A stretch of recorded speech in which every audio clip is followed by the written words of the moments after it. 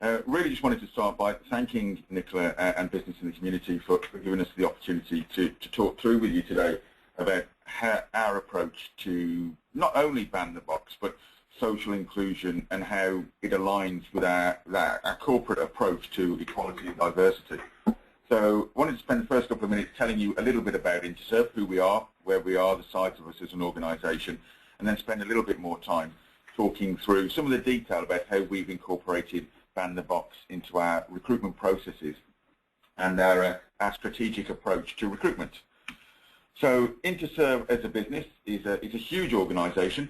Some of you may well be aware of the recent approved acquisition of Initial Facilities from Rentokil Initial, which has taken us as an organisation now to an employer of over 70,000 people in the UK. We're one of the top 3 FM companies and one of the top 20 employers in the country now. And we're broken up, as you can see from that slide there, into a number of key divisions.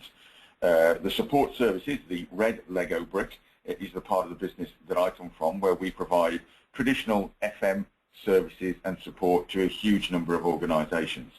We have other parts of the business: development, construction, our building business, equipment services, which provide equipment for large-scale construction projects, and an ever-growing international business as well. So it's a hugely diverse organisation.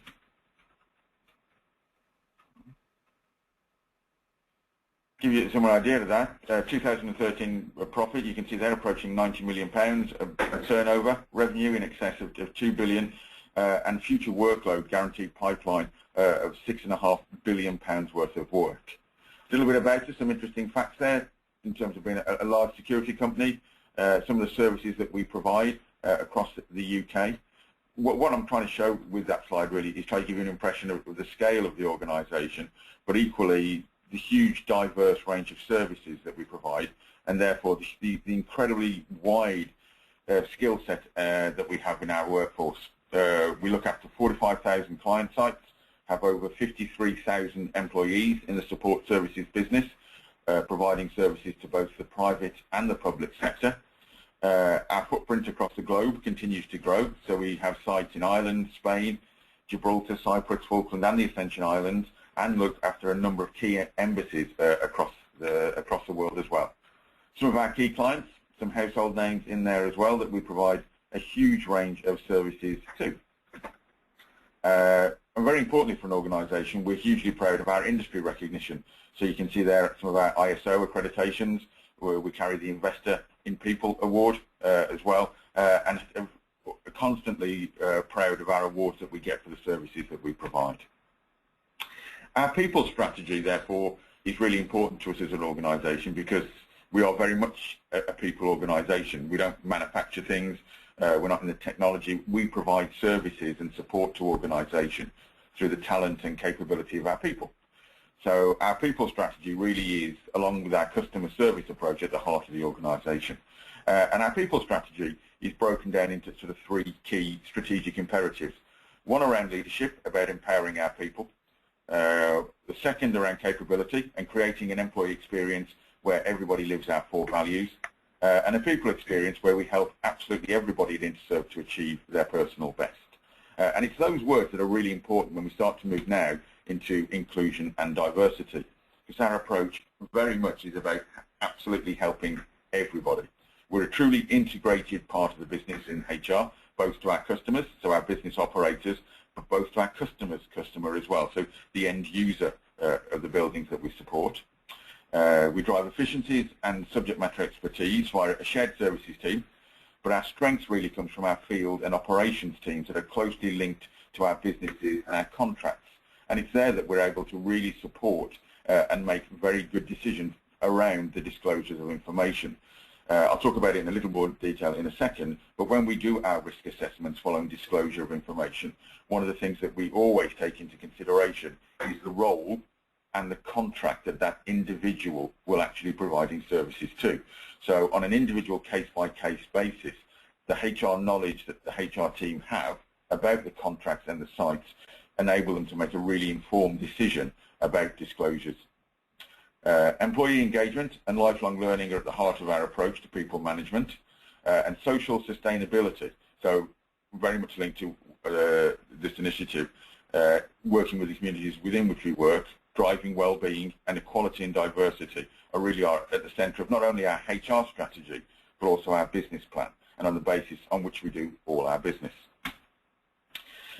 Equality and diversity, as I say, is at the heart of what we do, and we promote equality of opportunity and diversity in all our day-to-day business as usual activity. As you would expect with an organisation of our size, we have rigorous policies and procedures in place for all our HR and business activities, all of which have equality and inclusion at the heart of them. Specifically looking at ban the box, we absolutely ban the box completely, aside from where there are contractual or legal obligations that do require an upfront disclosure. When we were approached to support ban the box, it was a relatively easy piece of work for us to build into our organisation, because equality and diversity is at the heart of our business, and our recruitment and sourcing strategy is really based around finding the right people with the right skills and the capability to do the job. Being able to align and support ban the box was actually something that was relatively easy to build into our business. It's part of our culture about finding the right people. It's part of our business that we have a hugely diverse workforce. So being able to incorporate ban the box into our ways of working was relatively straightforward and was actually really welcomed by the organisation from top to bottom, and aligns very well with our sustainability plans, part of which incorporates supporting traditionally envisaged disadvantaged work groups back into sustainable employment. Specifically with regards to today's webinar and looking at responding to disclosures, we have tried and tested and documented procedures and documents for managing that process where we require a disclosure. As much as possible, we try to manage through technology. Experience has taught us that when it comes to helping to manage candidate experience and expectations from the outset, being able to control and manage disclosures, information and returns and process through technology has given all our applicants a sense of security that their information is managed in as secure a way as possible, and that we apply consistent process to everybody. So it drives that fairness and consistency through the processes. Where there is a disclosure required upfront or at any point in the process, applicant expectations are managed from the start, and that is made aware in the application process. So we always try and be as upfront as we possibly can be for all applicants. All our recruiters are trained on legal requirements and follow our sourcing strategy about finding the right skills and capability for the job. And that aligns with all our recruitment and sourcing team and our HR personnel being trained fully to understand disclosures. And this is probably the point I'd want to make the most actually in what we've learned, is that when it comes to looking at disclosures, when it comes to looking at information that's provided and doing risk assessments, the time spent on training HR people, recruiters, sourcers, and even operational managers to really understand the true nature of disclosures, the information that's provided on them, and how that aligns with roles and contracts is hugely important. At Interserve, we spent just over 2 years and a significant amount of time and money ensuring that everybody involved in this process was fully trained. So we aligned with our company solicitors to make sure that we cover up the legal aspects, but we also partnered with a number of government agencies who work with us to provide bespoke training to make sure that we were able to put people in place who looked at this information with all the right skills and tools they needed to make those assessments. It was a process that took some time, but at the end of it, we've really seen the rewards of it, as we've now have people with the knowledge, with the skills and the understanding to make properly informed decisions. So that training and giving people the knowledge they need to make the right decisions is a really, really important part of the process. Using that knowledge, our HR teams, our business partners are then able to conduct full risk assessments using the disclosures, and that's all done in accordance with our documented policy. We, of course, apply all legislative requirements, as you would expect, around the Equality Act and the Data Protection Act, and a decision is made using all that information. At times when it's required, we do partner with our company solicitors who are able to provide us with that more specialist advice when a decision is made. But it's really important through that process to sort of focus on the fact that all these decisions and risk assessments are done based upon training, guidance and information. The information that we do manage, as I've just said, as you would expect, is managed in accordance with the law, so the Data Protection Act, our company requirements on retention of information as well. In the event of a risk assessment resulting in a job offer, disclosure of information is typically not shared with the line manager, so unless there exists a really specific requirement to share that.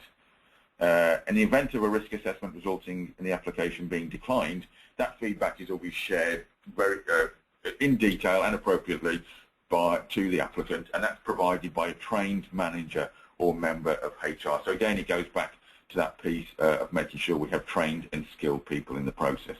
And going back to that point about processing systems, so all our information is held on secure IT systems and documents held on our document management system. So to wrap up, I'd say the thing that we've learned probably the most from experience is making sure that we have IT and technology that can manage the process, given our size and our scale and our volume of throughput. Having those robust systems and procedures in place is really important.